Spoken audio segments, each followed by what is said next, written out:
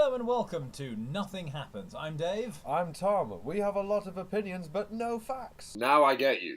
now it makes sense. Okay, right. So, well, open her up. Okay. Oh God, that sounded awful. Shit. I apologise, viewer. Okay. We're just going to cut that first bit, and I'll just begin with "Hello, Gotham. Joker's back in town." And that can be all right for now, because this one is going to bloody be good opener. Thank you. Yeah. So this one is. There's been two new trailers with different Jokers in them. Me and Tom are massive Batman fans. We're massive Joker fans, so obviously we're going to be talking about this. So there's what's it called? So there's the Joaquin Phoenix new Joker standalone, apparently in no universe that we're aware of. Something 55. Something like that. And then there's, what's his name? Cameron Monaghan's Joker from Gotham, which actually I didn't mind the look of. It's a different kind of thing, which I was like, fair enough. But considering how you and I feel about Gotham at this point, it's just, yeah. But I'm mildly interested in both. Like for different reasons, like so you've got Joaquin Phoenix as a standalone Joker. I don't quite get what the film is. So it's a villain origin, isn't it? It is, but okay. So it's definitely got Arkham Asylum in it. That's in there. So it's definitely not just Joker in the real world or something like that. No, it's that. But is there going to be anything else in it? Is there going to be any superheroes or just references to them, or is this before Batman? It's a really weird one. I don't quite know where to put it, as it were. Yeah, I mean, I agree, and I have to admit, in one way, that's why I'm really looking forward to it, because I don't know what the fuck's going on with it. No. We've obviously got a bit more now from the trailer, and I think the trailer looks fantastic. What do you think of the makeup? I don't mind it. Okay. It's definitely, I like that they've made it more clowny. Classic. Yeah. Well, classic and like clown. Yeah. Which is fine. It's the outfit I like. Let me just get my words right here. God. Sorry, I had a bit of a heavy night last night. And just trying to just get it all together.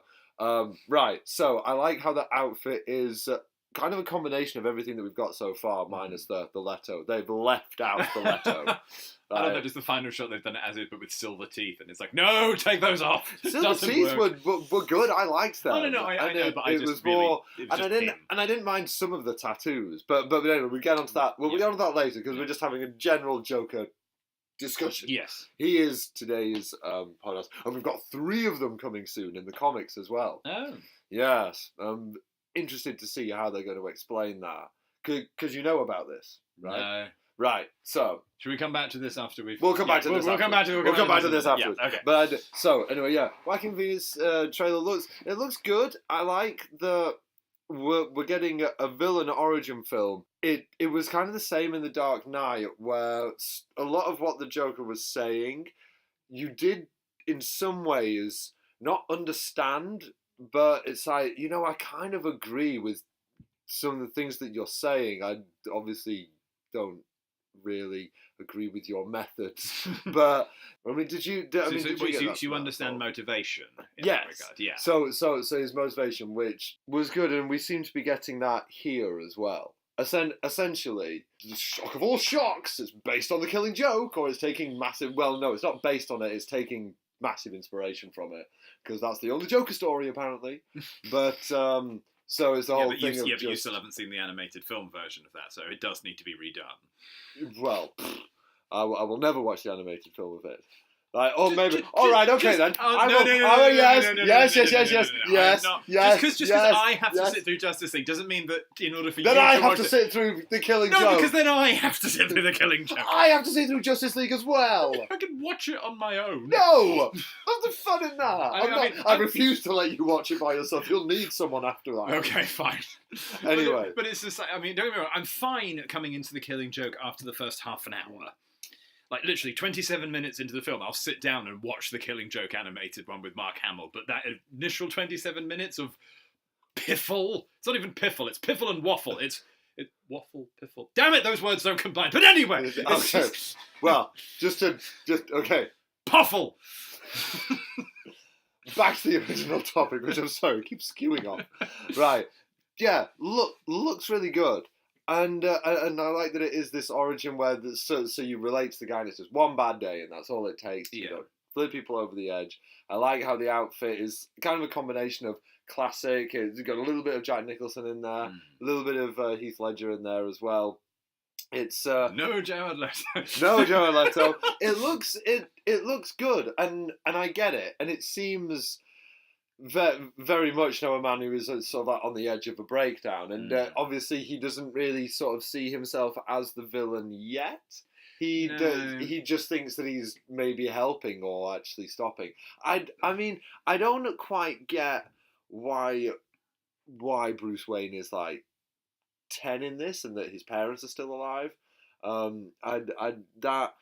That's a bit of an odd choice to me, but apparently DC is just doing sort of like random standalone stuff now. Right. So it's just so it's not connected with any of the existing universe. That it's an entirely different universe. It's its own thing. It feels a bit like I mean this is a bit of a weird comparison, but the change in tone and the way it's done, it feels like as if you made Logan but with a different actor playing Wolverine. It's a very different kind of like it's a very just out of nowhere. Right, okay, we're going to do a Joker origin film that's not really related. And the problem is, it's like although Logan, fantastic film, probably best X-Men. Logan, film, Logan is related though. No, that's what I'm saying. It was a bit. And it's not an origin film. No. I just mean that. Okay, Let me make my point. I'm sorry. If you were to think of all of the original 3 X-Men films and then the ones that followed after ones and Logan, which one stands out as the film that this one is not quite like the others, as it were? Because it's much more serious. It's not that superhero-y. It feels like that if Hugh Jackman hadn't played Wolverine in that film. It's like it's a very standalone story. You are right. You are definitely right. Like, when you put it in that context, So it's a lot of context you have to kind of box around it, but it makes sense in my head. That fits. Yeah. Oh, I was going to go on a tangent then, but no. Leave religion out of this podcast. Anyway, no idea where you're going with that, but okay. I'll tell you off air. It's fine. Okay. Anyway. It's like trying to shove a sheep into a muffin. It makes no sense. For some reason, that's where my brain went. Where the hell did that come from? I don't know. Okay. I think it looks good. It feels like a prequel to The Dark Knight in some ways. I mean, a bit more comic booky. But it feels like sort of the prequel to almost like kind of Heath Ledger's Joker in a way, because it's in that gritty kind of like realism way. And there's that bit as well where he there's the other Jokers and he drops his mask off in order to get away or something like that, which is quite where he has all the masks. He takes his mask off so that he can get away, but he's wearing makeup and a colourful suit. But is he still wearing it at that point? Yeah. Yeah. Okay. So yeah. Yeah, that doesn't make sense. Yeah. It's like I shall take off my mask to reveal more makeup underneath. I like that he's smoking. I don't know why, but it's sort of like that's good. There's a film with Joaquin Phoenix with long hair, looks very similar to this effectively, that is called Inherent Vice. I don't know if you've seen that. It's a very weird stoner film, effectively, but not like a stoner film as in everyone's smoking weed. But it's a really weird kind of. It's very difficult to describe. Anyway, but it weirdly feels like a carry on from that if the guy went nuts. Oh, interesting. I mean, if anyone's seen Inherent Vice, well done, because God, that's a mindfuck. Oh, I'm intrigued now. I may well watch it now. It's like, who is it that... Oh, no, it was a friend of mine that he was describing this sourdough bread that he'd got from this bakery. You can tell we live in Brighton. I'm even bringing this up.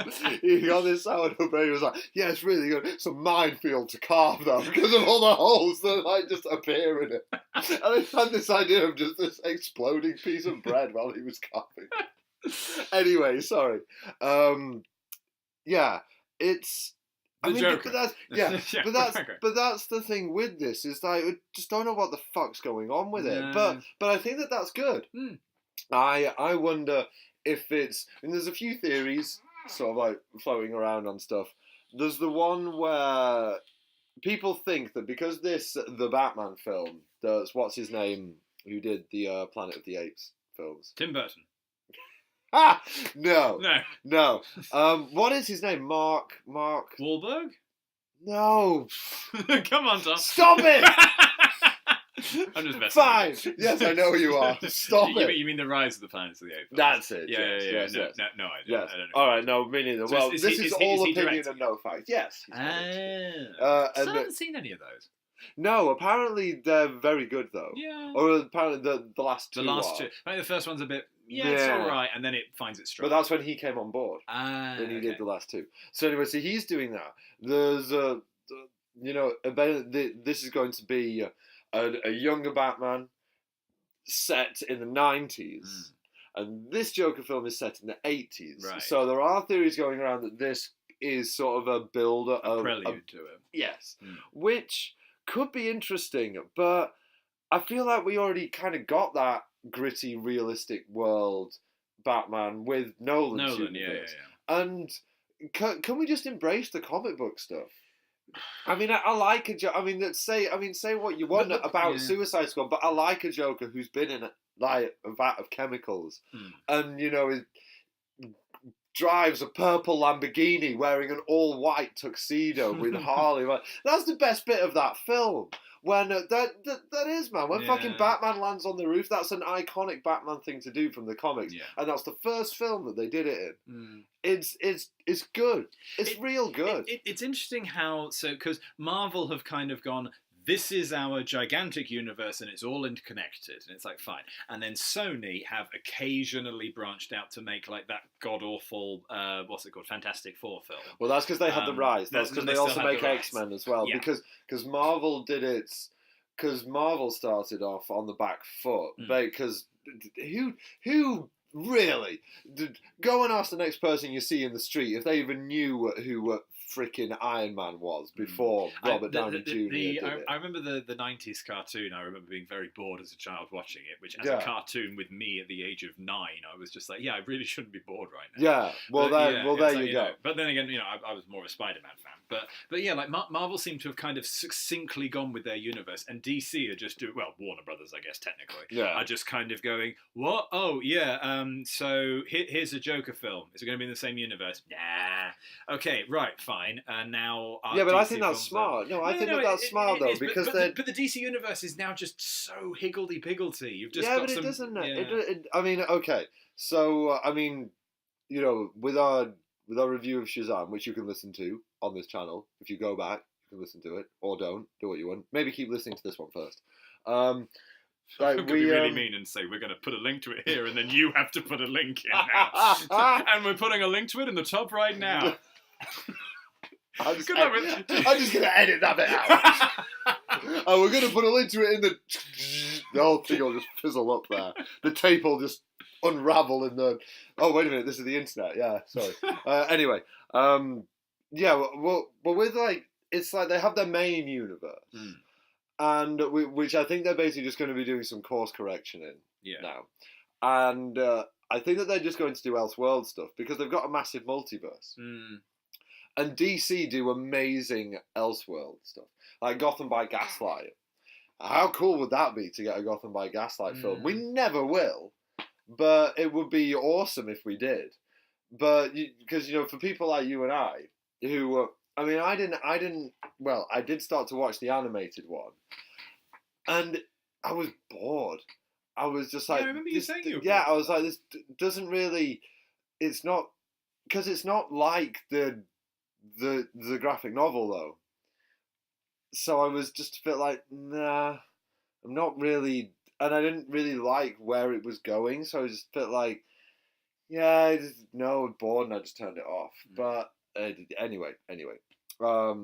But with Elseworld stuff, with this, you think it's with the movies are going in right? The that's what we're talking about. Yeah, I was kind of like holding up a lantern and guiding you back to the path that you'd gone on. Yeah. Sorry.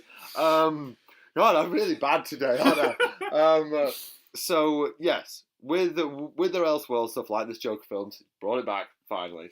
I think that's smart.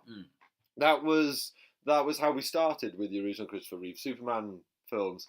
They were in the same universe as like the Tim Burton Batman films, and both were good. They in their own right. It's like, yeah, maybe they'll meet at some point. They never did. Thank God. That just wouldn't have worked. Yeah, I wonder where, because the problem is like where they might have met. Would it have been at the?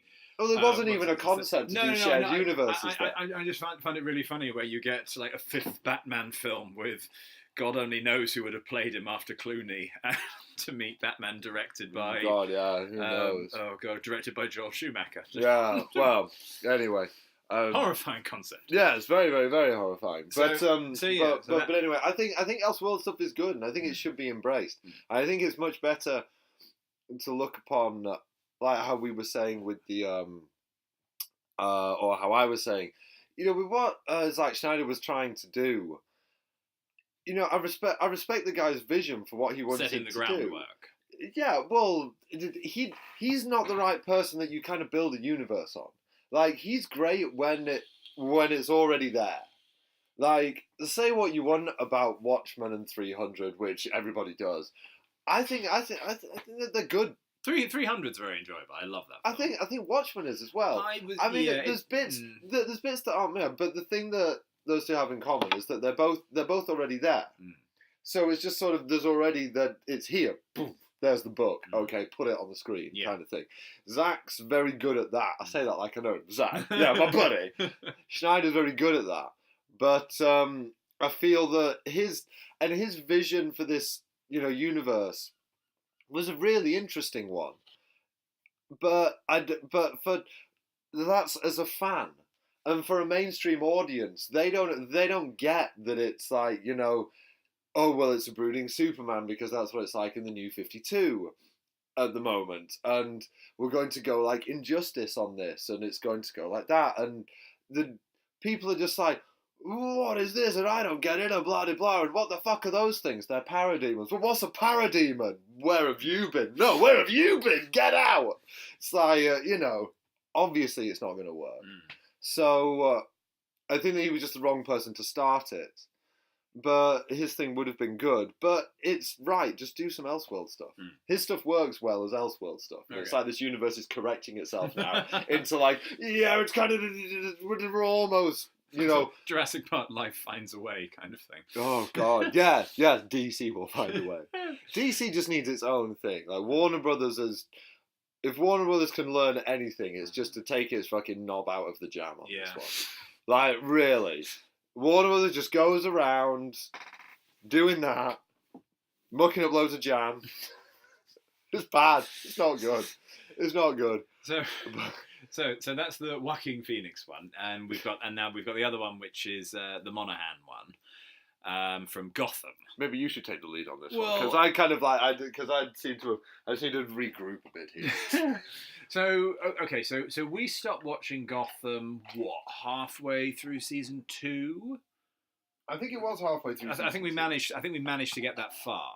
So I think because it did the one thing that we didn't want it to do, which is it started off really well, and we were really enjoying it. I like this buddy cop kind of thing, and trying to find out who killed Bruce's parents, and and all carried on. I was interested in the story arc, and then sort of slowly, it got slowly worse, and we were clinging to it. And then there was one episode, I can't even remember which one it was, but we got to the end of it, and just I was out. I was just saying, we both were at that point. We were like, right, well, that's that Gotham dead, effectively. I do forget what it was. I think we were almost out when they did the like Mr. Freeze thing. Yeah. And as in when he just like someone's running away and then he falls and he just walks up and like Freeze guns him. And at that point, I remember we were both like, oh God, really? Well, it was the problem we had with it is that it did the villains. And we don't need that. What we needed in Gotham was that we needed to see the people who would become the villains and give them the reasons why, but not have them become it just yet. And apart from Penguin, who arguably crime boss. If you want to do that, then fair enough. We can make something like that work. But overall, we got introduced to things too quickly, including Joker. Now, I remember the episode where we watched Monahan for the first time, and it was just like, I think your parting comment was, "Ladies and gentlemen, Mr. Jack Nicholson," and it was just like, yeah, and he was, and he did it perfectly well. He did a really good job, and it was nice. Like initially, like okay, so seeing that first introduction, which we saw, we have to watch this episode, which is going to be really weird considering that we're like 3.5 seasons behind. Oh, it doesn't matter because they've done a time jump. Yeah. So it's fine, and to be honest, that's the funny thing that we talked about so much at the start was like this. I had a problem with Gotham for lots of reasons, but I could not fault it on its look. Yeah, I thought it looked great. It had the city and everything. It had that perfect combination of slightly over-exaggerated realistic. It was like, the fact that, Barbara lives in a clock tower, effectively.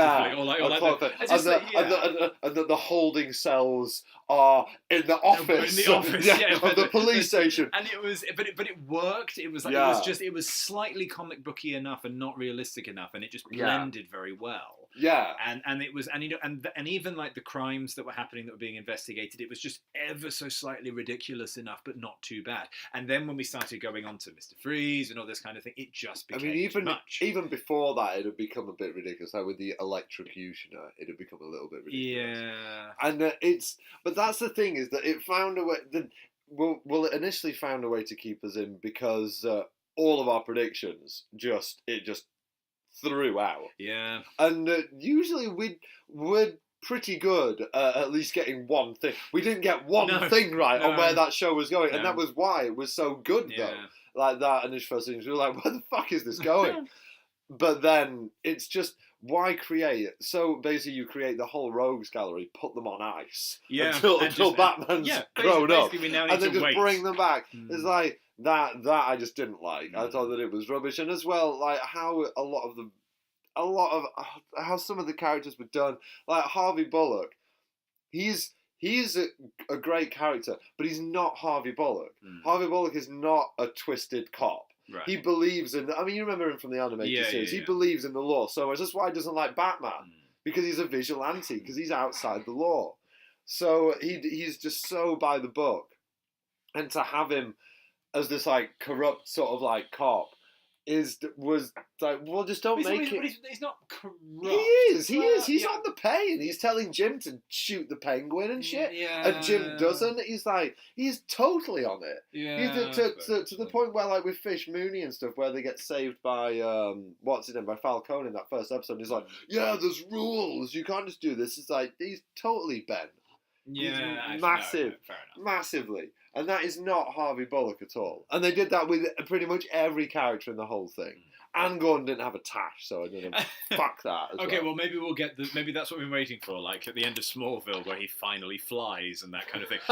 This will be the we got finally gets the mustache at the end. We got it all wrong. We were saying this whole time that the final shot would be like Batman putting on the hood kind of thing. It's not. It's going to be Jim Gordon looking up from like the shaving basin with just this perfectly trimmed tash or something. That'll just be the final shot. Yeah. So, I am now officially the commissioner. But let's talk about the Joker. Yeah. So he's good. Like Monahan was very good, and I quite like the look. I quite like this with sort of like hair is quite long. It's you've gone in a different direction. Fair enough. I'm kind of interested in what the final thing is going to be effectively. And are we going purely on the? Okay. Well, let's talk about the look of it. So. Because this so this is something that you and I have managed to piece together from the small snippets that we've managed to catch. Because this is now the original Joker that died but then was frozen. No, he died, then he came back to life, then he was frozen, then he was unfrozen, and then he died, and then he released a chemical nerve agent that caused his brother to become the new Joker. Yes. is more comic book than comic book. It's ludicrous. It's insane. It's just like, right, okay, so now the new guy, who's also played by Monaghan, I'm assuming? Yes, because they're twin brothers. Because they're twin brothers. Okay, right, fine. So this is now the new one, and he's somehow aged, and he's got really long hair now, and okay, fine. So this is where we are now. This is the winding path that we've gone through. Yeah. And I was like, fair enough. Okay, let's watch it. Let's sort of finish up things. Maybe it'll be good. Maybe because we jumped 10 years. So I'm assuming the same kid who's been playing Bruce in all the previous one is no longer going to be that. Or they're going to give him long hair. I don't know. Or maybe they'll CGI age him. Oh God. We've done de-aging. Yeah. So maybe they'll age him. I hope they don't. Yeah. Anyway, I mean, they're going to do a reverse Samuel L. Jackson. Yeah. Well, so my opinion on the look, I think it makes sense that with the lack of hair, because the whole point of this thing is that it's like, it's burnt him essentially. It's bleached his skin. It's burning process. Is it? It is, isn't it? Yeah. Well. Yeah. Yeah. To an extent. I mean, you fall in acid, something's going to go wrong, isn't it? Yeah, exactly. Well, your hair will just go. Yeah. So it makes sense on that level. But he's already the Joker before that. So now it's just completing the look, and the look isn't what the Joker look is. I don't know. Because he's already had like the whole face peel off and then put the face back on thing. I've seen some pictures. No. That was the old brother. one. That was the the Jerome Belasco, which weirdly is a character from Frasier. Just pointing that out. It is, isn't it? Yeah, he's like the crime. He's the crime boss. He is. Niles goes to. I remember watching that episode. It's like his name Jerome Belasco, and all I was thinking was Niles going Jerome Belasco for anyone that knows Frasier. Yeah. And I just couldn't get that in my head. But I don't know. I mean, I'm not watching Gotham for anything apart from that. Sod it. Let's just see how it ends, and maybe this Joker will be very. He was very good. He just wasn't anything unique, and we'll sort of see where that goes. It's annoying that he was really good, and he is. How old is this actor now? I mean, this is all opinion, so we're not going to check. It doesn't fucking matter. I think he's mid-20s. I think he's like 24 or something. Well, he's the right age then to play him even in live live action. They haven't had to do what they did with Poison Ivy, which was age her by 10 years in one episode randomly. Yeah. Because it was like, what was her name? Like Pepper or something was like 5 years old. And then suddenly they just went, oh, by the way, we brought her back. She's now like late teenage years or early 20s. And you're just like, why? Yeah, it's really... And now we'll freeze her, maybe. I don't know. I haven't seen it. Oh, God. I don't know. I really don't mind the look of this Joker. And I have to admit, I am looking forward to seeing what they do. And it will just be nice to finally see Batman in that like Gotham universe. And for it to kind of be over, to be honest, just to know that it's done. I'm not even that fussed that it's over because it's so out of my sphere of caring now. I'm just like, oh great, here we go. So Gotham is now finished with. Okay. Yeah, I mean, I know what you mean, but it's still it's just the fact that it's out there is annoying, and that we can't watch it. Well, I know we can watch it, yeah, but we can't. But we won't watch it. Yeah, so that just irritates me. But okay with that. So I mean, out of the two, I'm just curious about both in different ways because I want to know what the fuck's going on with the Whacking Phoenix one. And I like what I've seen in the trailer. I think it's good. I think it looks good and it's exciting. And yeah, well, what the fuck's going on? With Gotham, it's more sort of like, well, we'll see this through. We'll see, and we'll see what you do. We were there at the start, so we'll be there at the end. We'll give you that much. And also, because we talked about the time jump, we said that they should do one like.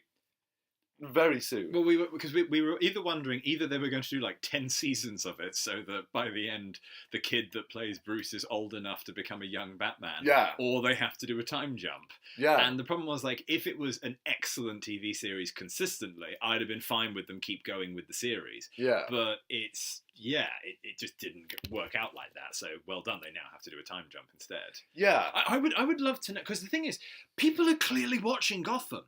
There's clearly, they've got 5. This is what, 5th season they're going to finish with now. Enough people have stayed with it, and it's made enough money that 5 seasons have been made.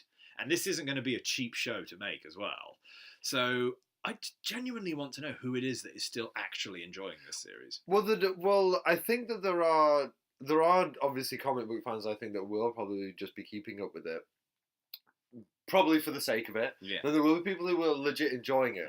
There's one kid on YouTube who's like a big Batman fan. And I like some of his stuff. I'm sorry, I forget what your name is. But like he's quite a big advocate of watch Gotham. And he usually has fairly solid arguments, but his overwatching Gotham, I'm just like, no, it's bad. Yes. Just no. And if you are a Batman fan, then don't, because it's just like destroys all lore. And you can say, yeah, but this is a different world. There's a different Earth. And this is how it's done on this one. It's like, yes, but this is also in a mainstream platform. So you've made a Batman series without Batman. You've made a Batman series without Batman, but that's not necessarily the problem. It's that you're doing all of the characters wrong. You're doing them all different, but you're giving it to a mainstream audience like that. So a mainstream audience thinks that this is how the Joker comes about. Thinks how it's done in the comics. Thinks that like all of this terrible shit's happening before like Batman is around. Thinks that how all these characters are. They think that that's so like, oh, but it was like that on Gotham, so it's definite. But that's what it's like, right? No, it's not, and that's a bad thing. And it's like encouraging people to watch Batman v Superman when if you have a problem with Batman killing, like yeah, but it's an Elseworld. It's like no, it's a terrible representation because he kills. It's like well, double standards, mate. Sorry, because he has a big problem with the Batman killing thing. It's like well, Keaton killed. Yeah, but he says that that's a bad Batman film as well. Yeah, I know. Sorry, the face I pulled there. Yeah, I know. You didn't see it, listener, but it was big. Right. I mean, on some levels. And you know what? That's got a Joker in it. Let's just talk about that for a bit then. Okay. So the original Jack Nicholson. Nicholson. Let's just sort of unpack this sort of. In fact, let's just go through it.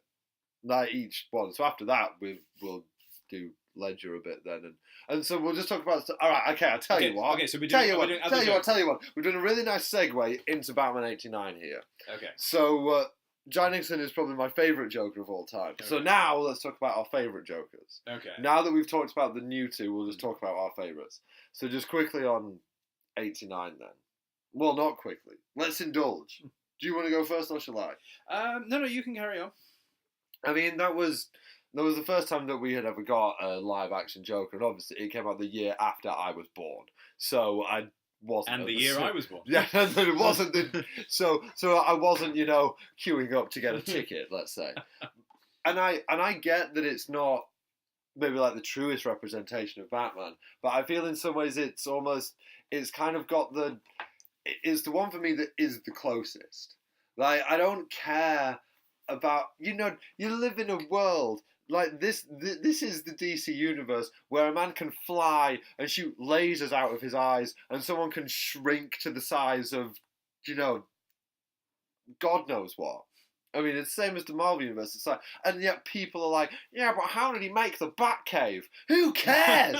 Like, really? I get where Nolan was coming from in terms of this like realistic stuff, but it's like I don't really want to see him like doing lots of DIY to make a Batcave. I want to see him fucking punch someone, and I feel that like that '89 just looked great. Gotham looked fantastic. It looked like it was in its own, just its own world. It was in the comic book world, but everyone's still kind of dressed in a slightly 40s kind of way. It was great, and Jack Nicholson's I think fantastic in it. And even though he is an amazing actor, there's still quite a lot of pressure to sort of do. Actually, he's not the first live action Joker because it was Caesar. Who did because they did the '60s film. So yeah. But anyway, still pressure to sort of do that and do it right. The only real problem I think with Jack Nicholson in that film is that he's just slightly too old. Okay. I think that's if we could have got Jack Nicholson when he was in The Shining to play the Joker, that would have been amazing. That's why I like The Shining so much. So I'm like, I just kind of see this as like, as it's sort of like if he doesn't die at the end, then this is like a build up to Batman '89 of what this guy did already. It's like a Joker film without the Joker in it. It's brilliant, and there's from like the guns with the flags, pulling out the massive one. He's funny. He's funny, and yet at the same time, it's like I would just not want to be in the same room with the guy. I wouldn't even want to be in the same building as him. It's just like, because you don't know what he's going to do. With Heath Ledger, he'd probably just blow it up. But like with Jack Nicholson, you'd be like, what the fuck are you actually going to do? Like, are you going to like gas me? Or, burn me like you did with that zapper? Acid flower, like all that. It's like, there's no limit to this guy's deranged, fucked up ways. Also, a very good origin for him as well. I mean that moment where he, sort of like the mirror kind of thing, like that is, I don't know how many times. It's iconic. I don't know how many times that's been parodied in various different films or that kind of thing. But that is, as an origin goes, that is probably the most iconic one for the Joker. Definitely. I guess obviously, it's not, you don't include the Red Hood part of that within it, but it's still working for the mafia, that kind of thing. And I know the other thing that a few people had the problem with as well was that it turned out that he was the one that shot Bruce's parents. Yeah, I don't have a massive problem with, if I'm honest. I do, I don't. In some ways, it's like it works better it would work better if Batman had the no kill rule, because then he's literally faced with the killer of his parents. But he has a no kill rule. But he doesn't kill in that film, does he? Yeah, in Batman '89, he kills. You just said he kills. No. Because the one which I'm thinking of is the one where they got the clock to the clown and then he punches the thing. That's the Danny DeVito. That's Batman Returns. Yes. So where he machine guns people out of his Batwing. No, but he doesn't. In '89, does he hit anyone with those? Yes. He zeroes in on the Joker and is starting to fire stuff at him. He's trying to kill him. Yeah, but he doesn't. He does. He drives his Batmobile into Axis Chemicals, plants a bomb, blows everyone up in it, and drives out. He kills in that film. Okay, all right, fair enough. Fine. It's like, but if he has that no kill rule, and you're faced with the person who killed your made you become this, that's very compelling storytelling. That would have been far better. So I don't have a problem with it in that way. I don't really have a problem with it in that way because it's different currency.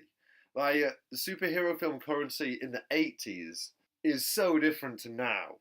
So to judge something by today's standards, I mean, I know people had a problem with it at the time, but just films were different then, and so I treat it for sort of like how it is, and it's much more.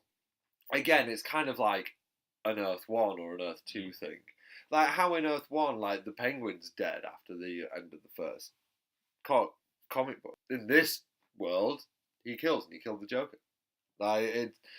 Just view it like that. Don't view it like, but this is this is Earth 1. No, there's always difference. It's always someone's take. But that's my favourite Joker anyway. How about yours? Oh, it's got to be Mark Hamill. It's just... He's a lot of people's favourites. It really Which is. rendition, though? Because there's so many renditions. Well, okay, fair enough. So it's going to be Mark Hamill in the Batman Beyond. Yes. Like just not just the look, because they managed to get it completely right, I think, in that one, because the original Mark Hamill one, although he looked really good and everything, the animation is slightly, I don't know how to describe it, but just not quite defined enough, I think. And I do love when he's in the one with Charlie, when he's, what's it called, chasing after what's it called, the guy who he threatens. Oh, that's the Joker's favourite. And when he's got the hat and everything. Yeah. I love the purple wide rim hat. Yes, the wide rim. And that's right. How's that in Laughing Fish as well? I know it's grey in Laughing Fish. But then you've got but then the look when they jiggered it and he became that sort of very sharp featured with the very pointed chin and just the black eyes. Didn't work very well and the hair was wrong and but they kind of just went right, and then they once you got the Batman Beyond Joker, who was not only horrendous and did the possibly the worst thing that any of the Jokers have done in a film version of Batman. But also the look of it was, they sharpened up the features of... He looked a bit more like they did with him in Justice League. Yes. They kind of took what they did in the original animated series and went, this worked, people prefer this thing, but we'll sharpen it up a little bit more. Yeah. And then he sort of like slightly sharper teeth as well. He definitely had that too. Yeah. But that would be my favourite. Not just for look, but also for just what he does. That entire build up to Robin is captured and what happens to him, and yes, they did that weird sort of low what's the word, where they did two cuts of it, where one of them he gets shot and then, because for ages I couldn't work that out, because the first time I watched it, I think it may have been the electric, where he accidentally electrocutes himself rather than get shot. Yeah. But then when I rewatched it a few years later, it was like he got shot. I was like, oh yeah, it's at the end he gets electrocuted, and he didn't. I was like, well, did I dream that then? And I went around for ages just being like, oh, I just have a fucking awesome imagination that I could actually visualize that in the animated world as well. But no, apparently there was the two. Yeah. I mean, he's fantastic. I think he's very good in the Arkham games as well, like Mark Hamill. Yeah. I think whenever he is the Joker, I mean, the only reason why he's not my favourite is just because you kind of always go with your first. You always remember your first time. And my first time was Jack Nicholson. And that's a pretty awesome first time, I tell you. But yeah. He is damn good, and I have to admit that whenever I'm reading comics, I always hear Mark Hamill's voice in my head. When I'm reading the Joker, I never hear Jack Nicholson's. So that's testimony to him. He's definitely because some of the animated ones that we had Brent Spiner was for those who know, that's Data. He's fantastic. Really? No. You're thinking of the Young. No, this is the Young Justice one. He's not any good. He's like this weird sort of very breathy kind of. No, it's not very good. Are you thinking of the one Under the Red Hood? Yes, I am. Yes, no, you're thinking of what's his name who plays Bender. That's it. Yeah. Very weirdly, surprisingly excellent performance. Yes, I was just like, wow. And he's only done it once. That was the thing. I think he should be given a chance at another film, because not a chance. He should be given the Joker role in another film, because he was so good. Controversy. That's actually my favourite live action. I mean my favourite animated. Okay. Yeah. No, he's done very well. I wasn't sure the one. What's it called? Batman. God, frickin' hell! Where he breaks his neck at the end of it. Dark Knight Returns. Yeah. Yeah. Sorry, couldn't think of that. So the Dark Knight Returns version, it was alright. I mean, the thing is with these different voice actors is that it's very much you have to work within that world. Like in the Under the Red Hood animated film, it wouldn't have worked to have Mark Hamill.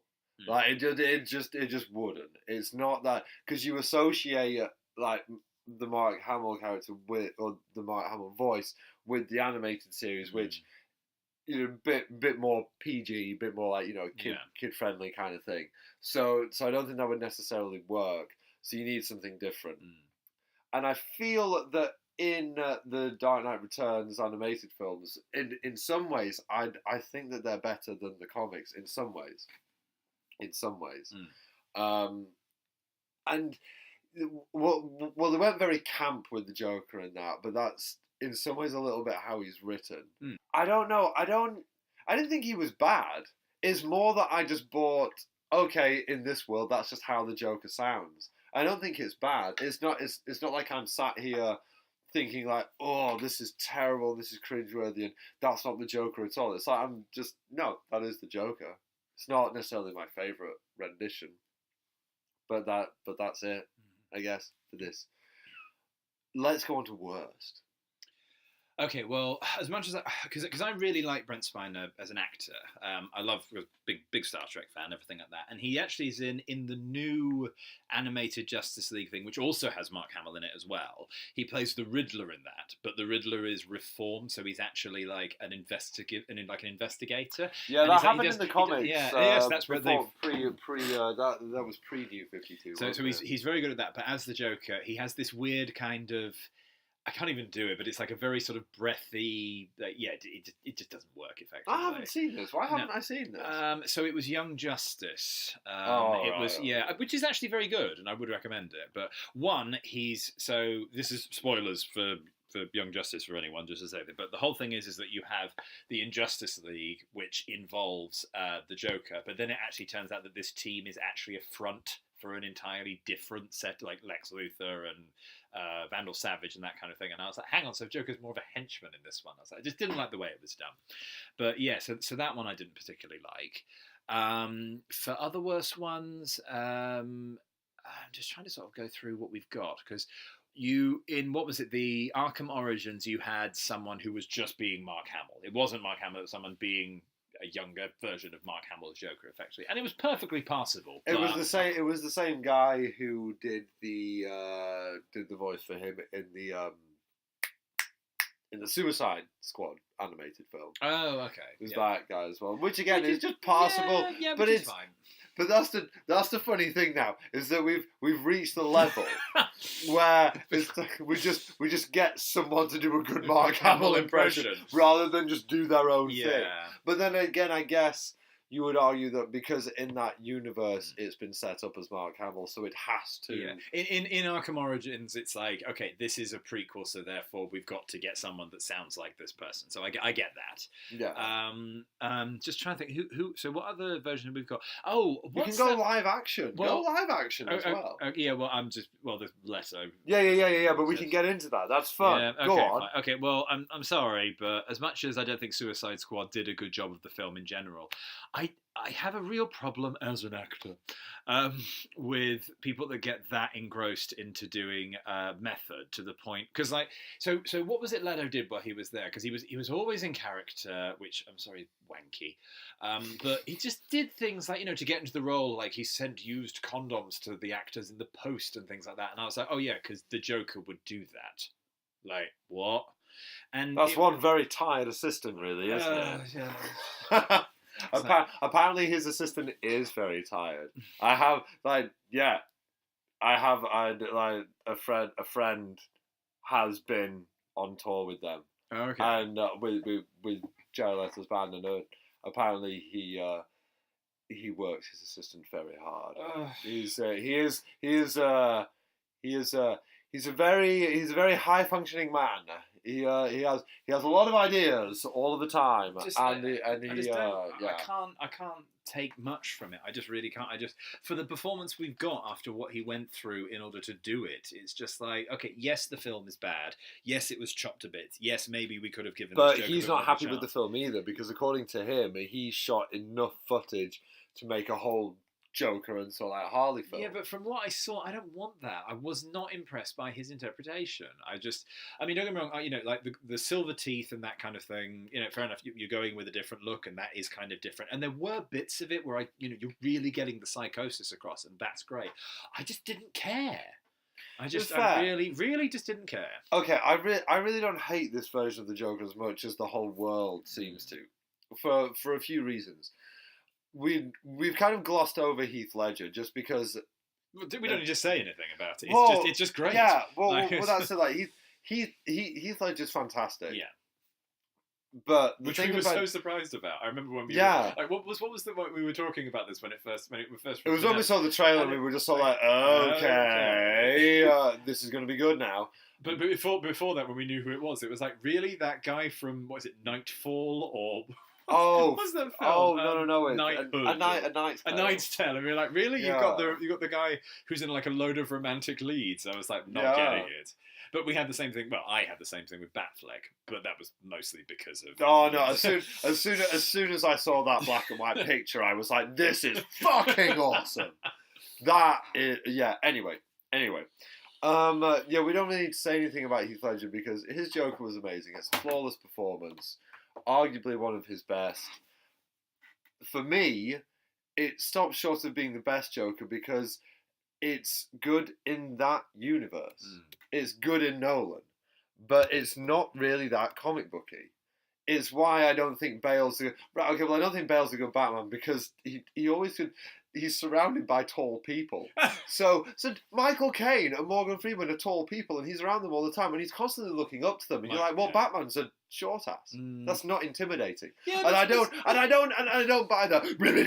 No. Admittedly, see that I get around more. I'm sorry if people like Jon Snow and Tom Cruise can get around that, then so can Batman. But no, really. And to be fair as well, Michael Caine is very tall. Yes, but that's why you don't. He's not a good Alfred, though. He's a terrible Alfred. Okay. He's an awful Alfred. It's not unto it. It's just like, yeah, let's just cast someone who's not really acted since I don't know when. He's just been Michael Caine in everything he's in. Like, he acts in Harry Brown, apparently. I should watch that. Like, he's actually good. But generally, it's just like, well, we'll get Michael Caine into doing it because he's Michael Caine. So he's just Michael Caine on screen. So you're watching this and you're just like, wow, your butler's Michael Caine. That's it. It's not Alfred Pennyworth. It's Michael Caine. It's like, that's why Michael Gough was so good. Yeah. That's just all I thought throughout this whole film. To be fair, as much as I love Michael Gough, to be fair as well, Michael Gough is always Michael Gough as well. Yes, but he's not as he's much more of a stage actor. Yes, true. Than a film actor. Yes. So for some idiot like myself who doesn't know that much about like the theatre, he is what he is, which is an old English chap who's his butler. Yeah. That's good. It's not like, oh yeah, shit, you've got a celebrity butler now. It's like, fuck, Bruce Wayne's rich. Fuck me. Oh god, that would have been such a weird film if they just someone pointed out. It was like, have you met my butler, Michael Caine? Yeah, but that's literally just how it felt. Anyway, getting back, yeah, Heath Ledger's going in, but everything works in that universe because it's that universe. So I'm just wondering if we're going to now rate our Alfred Pennyworths. We'll do that on another episode. But anyway, we can make a full podcast out of that. Yeah, getting back to the Jared Leto thing. Yeah, he did a lot of weird stuff. Like, I did like the pig carcass on like the table when having the script reading and send anal beads to people and like all this kind of like weird stuff. It's just so unbelievably and completely pointless. I'm sorry, I have much more. It's PR. Yeah, It builds hype around a film. It's PR. Okay, I don't care. It's PR. Yeah. Okay. That for me, but my point of bringing up the Nolan thing was that Heath Ledger's great, but he's not really a very comic book Joker. But none of Nolan's universe was comic book. That was that was the point of it. So I was very excited to get back to this comic book Joker. I like someone who's been dunked in acid. I liked the teeth. The amount of times that Batman must have, sort of like knocked them out. It's like, yeah, if I can get that kind of stuff. I didn't mind some of the tattoos. I didn't really like the grin on the back of the hand, and I think that was used in the wrong way. So I don't think that there's a problem with. I didn't really like his laugh. It sounded like an old wheeze box or something. It wasn't intimidating, but then again, I didn't think Heath Ledger's was the best laugh either. No, I know. So it's. I mean, don't get me wrong. That it's not. It is a defining feature, but I was still perfectly happy. I think Jack Nicholson's is the best. Because Mark Hamill, you're like Mark Hamill, so I know. And Mark Hamill is a good one. If you were to pick, that's too cartoony for me. Though. Okay, yeah. Whereas I think Jack Nicholson's is the best because it's not only a really good mix of like the cartoony and also just massively intimidating. Like how it descends into like because it goes like it goes down into it. So it's like it starts off like oh holy shit this is bad. Like yeah. So the most diverse one is definitely Mark Hamill's. He can go from that sort of that sort of very low one, and then it kind of. But then again, Jared Leto does pull off a good one when the copter turns up when he's to rescue Harley, and he's firing the old gold AK-47, and when he's doing it, he's actually doing a good laugh at that point, and that actually I like how he's being at that point. is very good. That's the thing, is that I feel that he just wasn't given what he gave, and the fact that he saw the film and he's annoyed, which to me says a lot about what he did and what he expected from his sort of like performance, what he put in. To me, it just feels, it's sort of like with Batfleck, that even though Ben Affleck was arguably the best thing about Batman v Superman, and now he's gone and it's just a bit of a waste.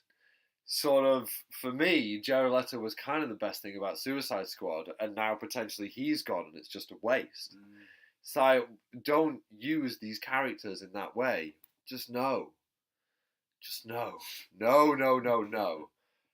And to come back to it again, my least favourite Joker is probably the Gotham one. Yeah. Actually, no. Right now it's Joaquin Phoenix's, because I haven't seen. You can't say that's the least favourite because you just don't know what it is yet. No. It's probably because even the Gotham. All right, okay. Is there actually a bad? Because even Cesar Ramirez Joker has some really great moments. Yeah.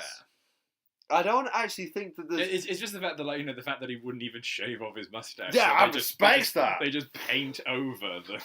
Has there... That's a better question, actually. Has there been a bad Joker?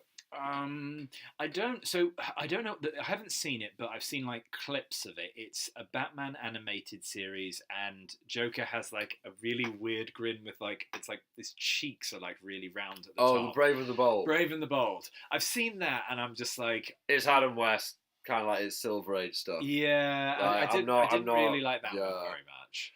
I'm trying to think of. So I know. I haven't seen it yet, but there's the what's it called one where like they're in Japan. In like, have you seen that? Whoa. Right. Okay. There's the new one. I mean, that's such a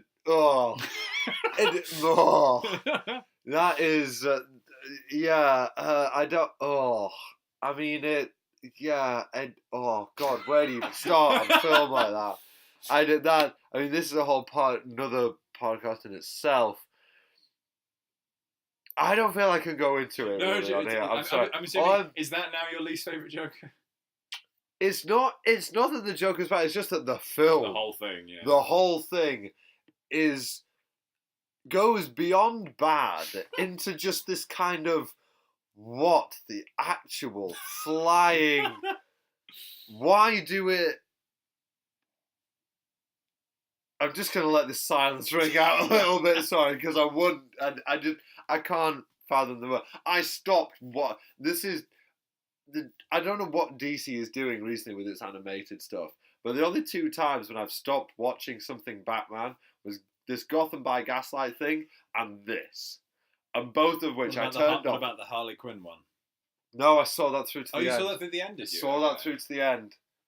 But I think that may have been the beginning of the end. Right. But yeah, that was bad. Hush is their next thing though, which the Joker's in. Okay. So we'll see how that one plays out. But yes, I would. So anyway, getting back to the worst Joker. I mean, it's kind of hard to do. To be honest, it's kind of hard to do a character like the Joker bad in some ways, because they're very simple tropes. If you get them wrong, in terms of an actor portraying it, then you're just kind of a bad actor. So, and you don't get a bad actor to do the Joker. So it's not so much that there's ever been one where it's just truly horrific. It's just more like, well, it's passable. Yeah, it's fine. You either get a knockoff of a previous kind, or you just get one that just isn't enough, kind of thing. It's all right, but it's not great, so therefore it's bad. Yeah, by comparison to the others, because the Joker is like I mean, you've got what? So you've got out of iconic representations, you've got Jack Nicholson, Heath Ledger, Mark Hamill, and to an extent Cesar Romero. Yeah, because being the original and everything like that. Yeah. So you've got four iconic Jokers that you've got to live up to the representation of, but do your own thing, but also pay homage to. But also, it's like that is a very while also choosing from the original source material which Joker you want to be like, because there's lots of times when he does different things, and so just yeah, it's while I'm not even an actor, and I would love and hate to play the Joker because it's like, yes, okay, now I can finally do this. Also, fuck, like it's really weird because it's like out of all comic book representations, it is probably the most difficult one to get right because you have the biggest mountain to climb. Yeah. Because you have, obviously you've got, different people that play different superheroes, like, Christopher Reeve doing Superman, and then you've got all the different Batmans and that kind of thing. But to be honest, out of all the Batmans, I mean... Batman. Batmen. So, no, you're right. So, yeah, the Batmen. You've got what? It's funny to hear it sound like that. Yeah. It's like, out of all the Batmen. I don't know why that's tickled me so much. Go on. Sorry. But you've got what? Michael Keaton and Kevin Conroy is probably the iconic ones. I don't know. As you know, I guess you could say Batfleck is now. No, man. I mean, people really love Bale. People really like Bale, and I don't get it. I mean, don't get me wrong. I think his performance was good, but he comes across in the Nolan films as a bit of a dumbass to me, to be honest. And I'm like, I don't buy that you're the world's greatest detective. I think that you just rely exclusively on whatever Lucius Fox tells you and whatever he gives you. Yeah, they lean so heavily on that. There was just like, I don't think that without any of your stuff, you're Batman, and that's and any the listener, because there's only the one, will hi Mum. Yes. could probably come back with, yeah, but that was the notion with Keaton's Batman, was that the suit and let those special powers to come out. It's like, yeah, but in that 89 world and in the 92 one, Bruce Wayne's never really faced with a problem when he's Bruce Wayne in terms of like something physical. Really, he never quite has to do anything. I mean, and in Batman Returns, he does the whole thing with the Penguin, like where they're like sabotage thing, and he's not in the suit, but he's in the Batcave, and that's the thing that those films did so well. Was like Michael Keaton just looks uncomfortable in Wayne Manor the whole time. He's like on the edge of his seat. He doesn't quite know what to do with himself. And then you see him in the Batcave and he's just chilling in the chair and he's relaxed. It's like, because that's where he belongs. That is what he feels is his home. Like they nailed that. With Bale, he's hardly ever in the Batcave when there even sort of is one. And when there is one, I mean, arguably in The Dark Knight, he's getting stitched up at the start in the brilliantly lit underground Batcave, which isn't a cave. Yes, but don't get me wrong, that film's good, but fucking hell, like really. I know we both really liked it at the time, and I think it's a fucking great film now, but these are comic books, man, and like it's a bat cave.